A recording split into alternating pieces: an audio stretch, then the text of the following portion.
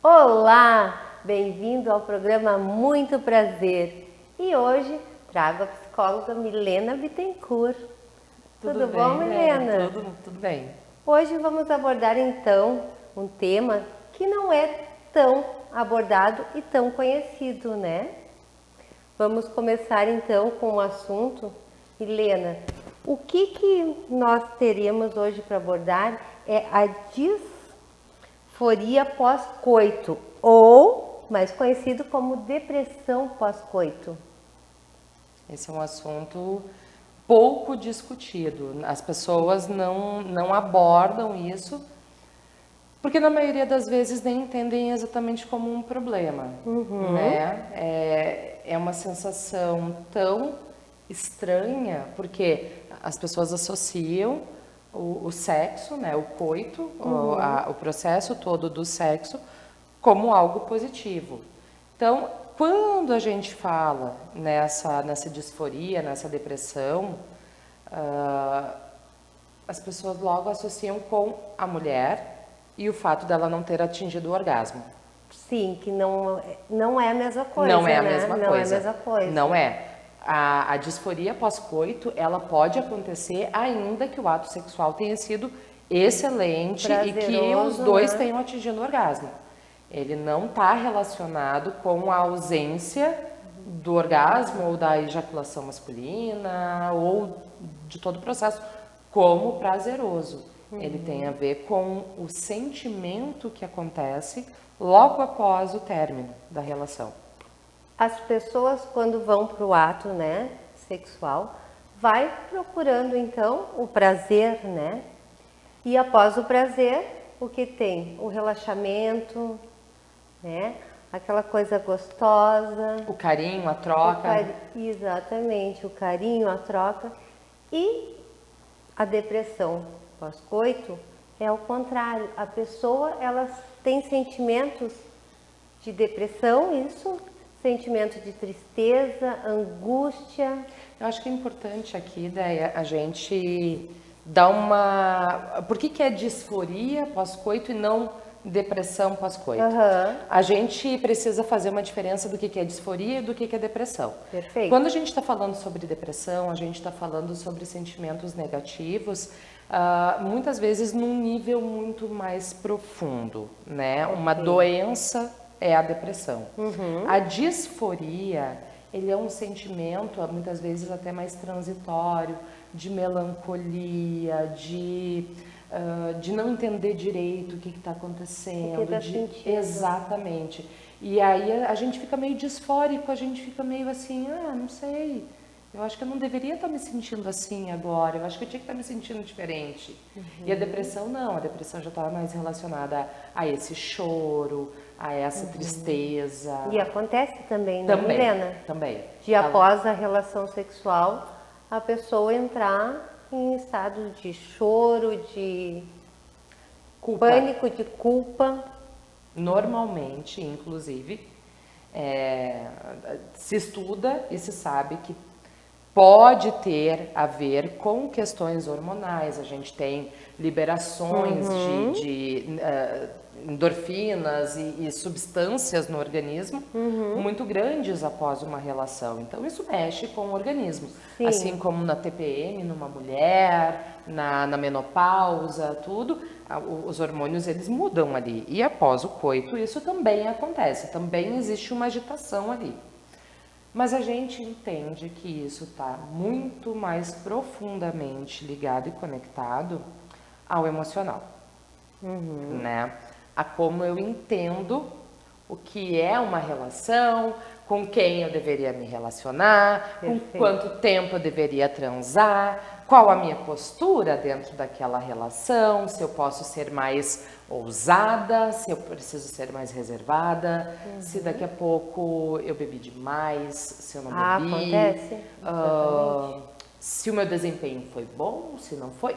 A religião em torno disso, meu Deus, eu tô transando fora do casamento, isso não pode. E aí vem sentimentos negativos. Sim, quando tem um relacionamento aberto, né?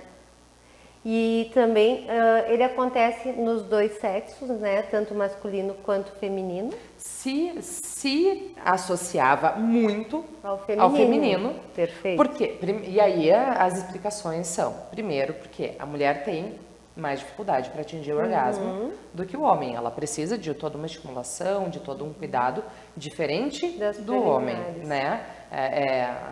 Antigamente se dizia que homem é fogão a gás e mulher é fogão a lenha. Né? Demora mais para esquentar, mas esquenta e esquenta bastante. Mas então as pessoas associavam muito isso. Mas não é só isso. Acontece que as mulheres são educadas, foram trabalhadas uma vida inteira para manifestar o que elas estão sentindo. E os homens não. Não. Né? Então os homens sentiam também, mas eles escondiam. Ficavam quietos, de repente, ali, depois da relação. O famoso vira pro lado e dorme. É que eu relaxo, né? E daí me dá sono, que realmente depois do ato sexual, lógico, o homem, o metabolismo do homem dá o sono mesmo. Mas esse sono também é fuga. Também. Entendeu? Esse sono ele servia também como fuga. Então daqui a pouco eu tava nessa disforia, eu tava com esses questionamentos, esses pensamentos, mas eu não demonstrava. Com a mudança da cultura e da nossa sociedade, em que o homem passou a ter mais liberdade para sentir, isso está ficando mais aberto e a gente está conseguindo entender que, os homens também sentem isso. Sempre sentiram, mas eles escondiam. E não tem idade, não tem sexo, não tem idade para vir a acontecer. E não tem a correlação direta, por exemplo, com a religião. Para pessoas religiosas, este pode ser um gatilho. Mas é só então se eu for uma pessoa muito carola, que me preocupa com... Não, a gente tem mulheres e homens que têm relações... Eu vou dar um exemplo, tá? Eu tive uma paciente que ela teve uma relação de namoro por alguns anos. E quando ela ficou solteira, e morava sozinha, ela passou a ter uma vida sexualmente ativa com vários parceiros. Né? Ela se cuidava, ela usava preservativo, ela não era necessariamente promíscua. Ela era uma mulher jovem, solteira, e estava aproveitando a vida, né? Exatamente. O que aconteceu? Tá? Ela estava curtindo, ela estava gostando daquilo, ela não tinha nenhuma trava, nada, tal. Mas em um determinado momento, uma pessoa próxima pegou e fez assim: mas então se tu saiu com fulano ontem, tu vai cancelar o teu encontro com o ciclano amanhã, né? Que ela não se questionava antes. Não, ela disse assim, eu não tenho nenhum compromisso com o fulano de ontem, nenhum compromisso com o fulano de amanhã. Perfeito. Eu posso sair com ele. Mas ela ficou com a mente... Aí esta pessoa próxima fez assim... Ela não falou, ela não deu um discurso, nada. Ela fez... E para terapia chegou... Será que eu estou virando... Né? Aquela palavra feia que a gente não pode falar na televisão? Promíscuo. E aí ela disse assim, será que é isso? E ela disse que quando ela saiu com o rapaz do dia seguinte, ela sentiu essa disforia. Logo depois. Foi bom, foi gostoso, ela curtiu e tudo. Mas quando acabou e passou aquela adrenalina assim, que ela começou a pensar na fala dessa pessoa próxima, nesse da pessoa próxima. E ela se sentiu culpada, ela se sentiu suja, ela se sentiu... Ela me olhou e disse assim, será que eu tô fugindo dos relacionamentos, Milena? Eu disse, faz quanto tempo que tu tá vivendo isso? Fazia, sei lá, 4, 5 meses. Levantou questionamentos exatamente. Nela. E aí eu disse, se tu tivesse, sei lá, há 2, 3 anos fugindo de relacionamentos e tivesse infeliz com isso, a gente poderia imaginar isso. Ela estava livre, ela estava feliz. Livre, desimpedida, não estava compromissada com ninguém, tá tudo certo. E aí que eu digo, não existiam bloqueios prévios dentro dela. Ela estava tranquila com aquilo, até que vem alguém virou uma chavezinha ali, e aí ela passou a ter essa disforia. Então ela se sentia mal, ela disse assim, às vezes depois do sexo, eu quero que o cara vá embora. Ai, não quero ficar aqui, sabe? Ou então ela ia embora, se eles estavam em algum lugar, ou ela estava na casa dele e tal. E isso acontece com bastante frequência. Muitas vezes isso não é inato da pessoa, né? Não está vinculado com o seu próprio jeito de ser. Mas vem de toda essa cobrança, esse olhar crítico e julgador da sociedade. Julgamentos, né? Quando é uma mulher, mais ainda, porque uma mulher tem que namorar e tem que ter um parceiro. Um parceiro fixo. Né? Ela pode até não estar namorando com ele, mas ela tem que sair com aquele mesmo cara. Tem que ser sempre né? ele. Se não, fora isso, ela é vagabunda, ela é uma pessoa promíscua, ela é uma pessoa de menos valor. E não tem, como nós falamos, idade, não tem sexo e não tem um tempo determinado, né? E também varia. Eu posso ter assim minutos de angústia, de ansiedade, né? De tristeza, mas isso pode durar dias depois do ato sexual também. Sim. Porque é isso que a gente estuda e procura entender melhor as causas e o que acontece. A gente entende hoje que é muito mais psicológico e emocional até por conta dessa duração, entendeu? Por conta disso. E aí vem as questões dos sensores, de como eu construí, de como eu entendi que como deve ser, não é nem como como deveria ser um relacionamento sexual. Saudável, normal, uma palavra que dentro da terapia, quem me conhece dentro do consultório sabe que toda vez que a palavra normal sai desta boca, sai as aspas aqui junto, porque normal não existe, entendeu? Então. Quando eu uso essa palavra, eu estou me referindo ao que as pessoas dentro da sociedade entendem como esse normal. Não é normal isso. Não é normal uma pessoa querer se relacionar com várias pessoas, ter um relacionamento mais aberto, experimentar coisas novas. Quem é que disse? Não tem, né? Entendeu? Mas tem também a questão neuroquímica, né? Sim. Que é o hormônio que é produzido, que vai lá após o ato sexual e bloqueia aquela sensação de prazer. Sim, exato. É por isso que eu digo, existe um componente biológico, fisiológico aqui, tá? Também tem esse componente. Assim como na depressão, tá? As pessoas muitas vezes, tipo, mas por que tem que tomar remédio na depressão se isso é só coisa da minha cabeça? Porque o teu cérebro passa a funcionar de uma maneira inadequada. Ela passa a não conseguir recaptar, os neurônios não conseguem ter essa recaptação adequada dos hormônios que te trazem prazer, satisfação. O cérebro está indo lá e bloqueando. Exatamente. Depois, após o orgasmo, após todo o prazer da relação sexual, ele vai lá e bloqueia. Nem sempre. Porém, em algumas pessoas Em algumas pessoas, não são todos os casos. Tanto que tem pessoas que quando terminam, elas conseguem sentir esse êxtase, essa satisfação, essa paz, essa plenitude, né?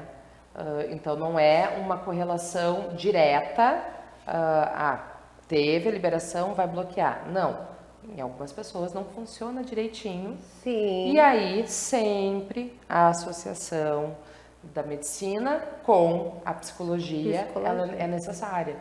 Porque daqui a pouco eu vou estar aqui, vou estar trabalhando, sei lá, anos com uma pessoa, com o psicológico dela, e ela tem um problema que é químico. Vamos então primeiro buscar, né, ajuda ou da psicóloga ou de um médico. Fez o exame, tá tudo ok, exame, não tem nada, não tem nenhum problema aqui. Então vamos para começar aí a trabalhar esse caso para ajudar é o essa mesmo pessoa. princípio do problema da ereção ou da ejaculação precoce de homens. Perfeito. Normalmente, o que acontece? Eles chegam para mim após terem passado pelo urologista. O urologista fez os exames e tudo e disse assim, olha, fisicamente tu não tem problema algum. Então vai procurar terapia porque o teu problema é outro, entendeu? Normalmente o homem só busca depois de passar pelo urologista, né? Sim. Ele não faz associação de cara de que pode ser que ele que seja da minha cabeça. Com certeza. E tem também o que pode desenvolver, né? Os traumas, tipo assim, um abuso lá na infância, na adolescência, né? Sim. Ou até na vida adulta, né? Sim, com certeza. Esse talvez seja o principal motivo, o principal grupo afetado por essa disforia pós-coito, tá? É muito comum que pessoas que sofreram algum tipo de abuso na sua vida, não precisa nem ter sido na infância, na adolescência, uma mulher que sofreu, sei lá, um abuso até dentro do próprio casamento, relacionamento, né? Porque o abuso acontece a partir do momento que eu não quero e sou forçada a fazer algo. Exatamente. Então eu posso ter um casamento e sofrer abuso, entendeu? Perfeito. Então, após momentos traumáticos como este, a pessoa tende a associar, né, a relação, o coito, com aquela situação traumática anterior. Quando a gente está falando de um abuso na infância ou na adolescência e não na violência sexual, porque existe abuso sexual sem violência, tá? Sim, permitido, né? Consentido. Consentido. A gente, eu falo isso muito assim, ó, tipo, um adolescente de 12 anos que sai e namora ou sai com um cara de 20 anos. Sim. Ele foi lá, ele convenceu ela quis, tá? Aceitou, mas depois. Né? E às vezes, inclusive, existe prazer durante este abuso. Porque crianças, quando eu trabalhava com crianças, ou eu recebo de pais as dúvidas, ai, o meu filho ou a minha filhinha de 5 anos está se masturbando. Será que aconteceu alguma coisa? Alguém mexeu com ela, tal? Pode ser que sim e pode ser que não. Não, tá se Porque descobrindo. a masturbação numa idade dessas é muito similar a um cafuné, a um coçar o ouvido quando tá coçando, prazer, sabe? né? O prazer. Sabe? É um prazer. Exatamente. Não tem a conotação sexual. Que o diretamente. adulto tá vendo, né? Exatamente. Que o pai tá vendo. Porém, pode ser que durante um abuso ela seja masturbada, por exemplo, seja tocada e ela venha a sentir prazer. Quando o tempo passa e ela passa a entender que o que aconteceu com ela na infância foi um abuso, foi errado. Pode vir um bloqueio. Mas eu gostei. E daí, então, um sexo prazeroso pode ser um gatilho para, viu? Eu provoquei aquilo. Exatamente. Eu sou ruim, eu sou má, eu sou merecedora de coisas ruins. Ela se criminaliza, né? Exato. Essa palavra. Ela se criminaliza. Né? Ela se sente E isso eu tô falando culpada. assim, desse abuso que acontece de uma maneira que não machuca, que não agride, que não deixa marcas físicas e tal. Sim. Quando a gente vai partir para violência sexual e o abuso sexual com agressão, com machucar, com violência, bom, aí a gente está falando de algo muito mais traumático e que deixa sequelas muito mais maiores. profundas. Com certeza. E como nós falamos em masturbação, ele pode também ser após a masturbação, Exato. né? Exato. Então, eu não preciso estar me relacionando com um outro. Eu posso estar na minha intimidade ali e tal. De novo, eu tenho pessoas, e aí não estou falando de senhoras, eu estou falando de meninas hoje com 20 anos que não tocam o próprio corpo, que não se masturbam. Não. E aí eu digo assim, por quê? Porque, eu não sei, eu não gosto, ou eu acho nojento, ou ai, eu fico meio assim porque tem alguém em casa, tal. São N razões, mas na realidade está tudo muito conectado a isto é errado. Obviamente, isto sim acontece mais com as meninas, não que não aconteça com os homens, mas acontece mais com as mulheres, porque a menina desde muito pequeno ouve o tira a mão daí. Sim. É feio tu direito, fazer isso, fecha as pernas. né? Eu tenho uma filha pequena e eu me policio para Não fazer isso. isso não isso é feito, tipo, a gente não faz feio, isso né? aqui na frente das pessoas, né? Isso, perfeito. Tipo, isso é uma coisa que é privada tua. Ela tá com 4 aninhos, ela tá naquela fase que quando ela coloca um vestido, ela levanta o vestido. Aí eu Sim. olho pra ela e digo assim, filha, Aqui não. tu já viu as pessoas, as outras meninas, mulheres que andam, elas ficam levantando o vestido? Não. Os meninos ficam baixando a calça para mostrar a cueca? Não. Tipo, então a gente não faz isso em público. Essa parte é tua parte íntima e privada. A gente não fica mostrando por aí, tá? Mas não é feio tu ficar mostrando, é errado tu mostrar, é errado te tocar. Não coibir, né? É. Porque a gente acaba incutindo essa imagem de que isto é uma coisa que eu não posso encostar, que eu não posso sentir aqui. E isso não é verdade, não é saudável. E também tem a questão, né, da religião, como tu abordou antes o assunto, né? Sim, sim. Nós temos... Algumas religiões se masturbar, né? Ter relação para não... Que não seja com fim de reprodução, né? Exatamente. É errado, é contra a religião, é contra a orientação. E nós sabemos cientificamente de que isto não é real. Existem terminações nervosas que estão no corpo, tanto do homem quanto da mulher, com a única e exclusiva função de dar prazer. O clitóris. Né? Ele só existe para isso, ele não tem nenhuma outra função na questão reprodutiva. Nenhuma. Aí, opinião minha, pessoal, é que se o cara lá em cima não quisesse, ele tinha feito sem esse botãozinho mágico e teria feito. Seria que nem comer alface, né? É necessário, a gente tem que comer, mas ninguém gosta muito. Né?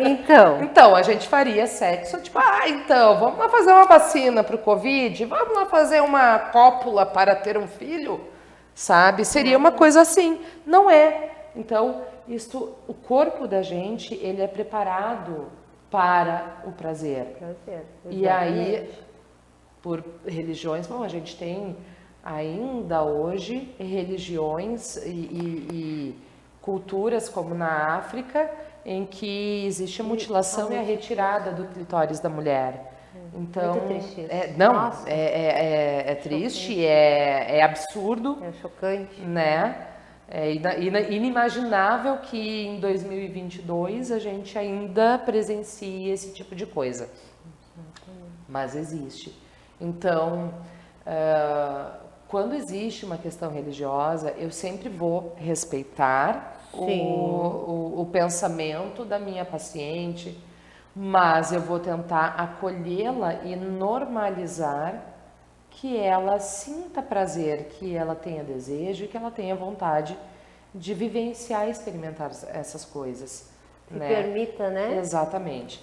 Às vezes isso não vai ser compatível com a religião que ela tá. E aí, eu não vou tirar ninguém da sua religião, mas muitas vezes o que acaba acontecendo é que essa pessoa acaba se afastando. Se ela atinge um nível de entendimento de que eu tô saudável, tá? E eu posso fazer isso, mas a minha religião não me permite fazer isso, então talvez eu não queira mais estar aqui. Outras pessoas vão se resignar e vão passar o resto da vida desse sofrimento. É uma escolha. Sim, na vida, né, temos escolhas. E Milena, tratamentos, quais são os tratamentos então? Nós procurar um médico, né? Isso. Ver como é que está o nosso organismo, como está funcionando, Sim. né? Provavelmente, se houver alguma coisa química e algum problema na recaptação e tudo, provavelmente vai ser introduzido algum ansiolítico, algum antidepressivo, provavelmente vai ser alguma medicação deste nível ou uma reposição hormonal, enfim, Também. né? Aí a gente entra na área médica e eu prefiro que o médico fale a respeito. Sim. Mas se não for fisiológico e biológico, aí vem para terapia para tentar entender qual é a origem desses bloqueios, né? Então a gente vai ter pessoas que vão descobrir durante o processo de terapia que tiveram alguma situação de abuso, alguma situação como, por exemplo, recentemente aconteceu de de uma paciente ter escutado o relacionamento sexual do pai e da mãe. E aí se sentiu desconfortável. Então, não foi o caso, mas existe uma possibilidade de que ali na frente, quando a vida sexual dela começar, ela lembrar daquilo. Então, eu não posso gemer alto. E se bloquear. Eu não posso movimentar demais a minha cama, porque alguém pode ouvir. E se alguém ouvir, será que vai se sentir mal? Será que não vai? E aí começa o bloqueio. E daí bloqueia. E daqui a pouco pode acontecer que ela gemeu alto, ela gritou, ela movimentou tal. E quando terminou, vem tudo isso. Meu Deus, mas e se alguém ouviu? E se ela se permitiu, né? Exatamente. Se entregar, sentir um momento ali, aí vem a sensação de culpa depois. Exato. Então a gente vai trabalhando que são coisas naturais, de que sim, quando a gente mora numa casa com mais pessoas, a gente vai ter que ter um certo limite para os sons que a gente vai emitir, né? E tudo. É ruim quando a gente precisa se conter desta forma, mas vivemos em sociedade e às vezes dividimos a casa, moramos com filhos, eu tenho filho adolescente, tenho filha pequena, eu preciso ter um limite aqui, né? Eu não tô sozinha num quarto de motel ou num quarto de hotel que eu posso fazer o que eu quiser, entendeu? Então, são coisas que a gente vai trabalhando e vai ajustando. A gente vai encontrando aqui até que a engrenagem ajuste direitinho e a pessoa consiga ter, sim, um relacionamento saudável, prazeroso, com prazer para ele, prazer para ela, e que quando termine, isso seja apenas algo positivo, apenas uma emoção positiva, que é tão importante. Então, o tratamento é sempre procurar ajuda médica, né? Sendo descartado isso, procurar ou um psicólogo, ou uma psicóloga, ou uma sexóloga. Exatamente. Que entendam, pessoas que entendam do assunto e não ter medo de falar, não, porque isso tem como ser tratado e tu tá ali te frustrando toda vez que tu vai pro ato sexual. Sim. E a gente tem uma memória sexual. Sim. Então, quando tu inicia essa memória, já vai vir que após o ato sexual, tu vai sentir aquilo. Tu sabe, tu diz, quando alguém me encosta aqui, eu sinto um arrepio, eu me excito. Quando alguém encosta aqui, eu tenho cosquinha. Então, tipo, a relação sexual, quando vai indo, tipo, tu já vai, tipo assim, evitando essa parte. Sim. Porque tu sabe que ali tu tem mais cosquinha do que prazer, entendeu? Exatamente. Então, tu vai trabalhando isso. Eu queria voltar apenas numa coisa, para que não fique uma coisa assim do tipo, somos contra as religiões. As religiões são os vilões. Não. Inclusive, muitas vezes é importante a pessoa que tem uma questão com a religião conversar com o seu padre, com o seu pastor, com o seu guia espiritual. Porque frequentemente a pessoa vai chegar lá e vai receber uma coisa totalmente diferente. Porque para o padre, para o pastor, nós estamos falando de religiões saudáveis, tá? Ok. Nós sabemos que existem coisas que não são saudáveis e Sim. que elevam isso a um nível. Mas se a gente estiver falando sobre relações saudáveis e religiões saudáveis, isso vai ser acolhido e vai ser trabalhado de forma positiva pelo sacerdote, pelo guia. Certeza, Entendeu? com certeza. Porque isto é natural. E os pastores, os padres, os guias, eles entendem isto como saudável, como positivo. Tem o pastor Cláudio, né? Que é o máximo, né? E ele Exatamente. fala abertamente, né? Sobre relacionamento.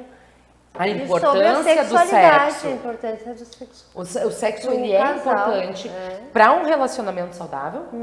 Eu tenho uma máxima que diz, tá? Um sexo bom não salva nenhuma relação, tá? O Perfeito. sexo pode ser ótimo, tá? Mas ele dificilmente será tão ótimo assim se o resto não estiver legal. Se não houver confiança, se não houver cumplicidade, respeito, parceria, companheirismo, se não houver uma relação saudável com as finanças, enfim, tá?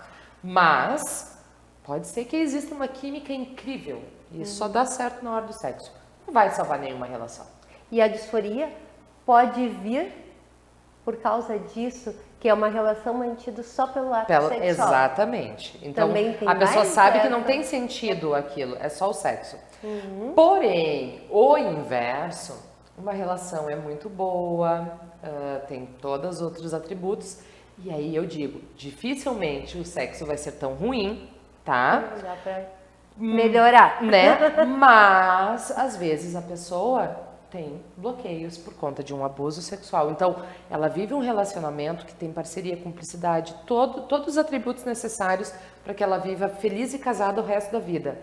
Mas ela é bloqueada sexualmente por causa do abuso, por causa dos conceitos errados que ela recebeu uma vida inteira, tal. Então, o sexo não é bom.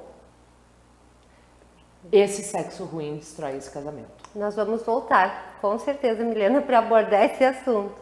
Tá? Essa coisa o sexo não é importante ou ele é secundário.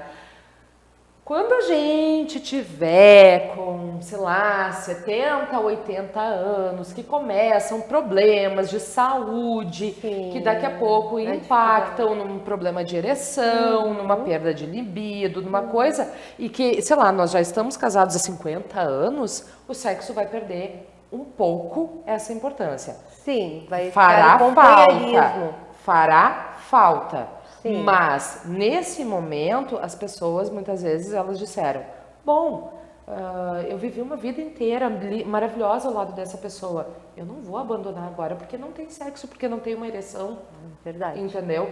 Então, mas aí muda, ou sei lá, vamos imaginar numa situação de um acidente em que a pessoa tem algum prejuízo nessa área, mas ainda assim, o ato sexual não é apenas penetração. Não. Né? Então a gente tem outras coisas aí para serem feitas. Mas nós vamos voltar no programa Muito Prazer com a Milena para nós poder abordar esse assunto. E como passa rápido o tempo, né, Milena? Nós gostamos de um papo, então. Agradeço, Milena, mais uma vez pela presença. Obrigada. No programa Muito Prazer.